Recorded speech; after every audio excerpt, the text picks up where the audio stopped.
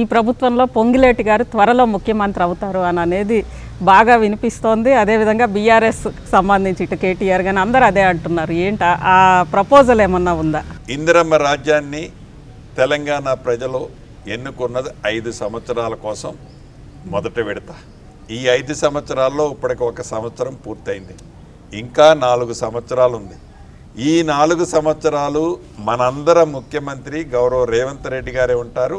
అక్కడ mind game ఆడాలని తాపత్రయపడే ప్రధాన ప్రతిపక్షం అని చెప్పుకుంటున్న పెద్దలు ఎవరైతే ఉన్నారో వాళ్ళ మైండ్ ఇప్పటికే బ్లాక్ అయింది. ఇంకా ఉన్న కొద్ది మైండ్ కూడా జారిపోతుంది. అంటే మీకు అసలు ఆ ఉద్దేశం ఎప్పటికీ కూడా ముఖ్యమంత్రి కావాలి? నేను ఒక సామాన్య రైతు బిడ్డని, తర్వాత వ్యాపారాల్లోకి వచ్చా.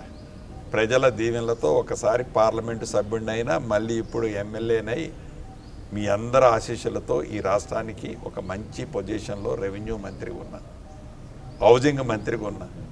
ఈ ప్రజలకి ఒక మంచి సేవ చేసే అవకాశం నాకు ప్రజలు ఇచ్చారు. ఇంతకంటే నాకు ఏం తృప్తి కావాలి చెప్పండి. చాలా హ్యాపీగా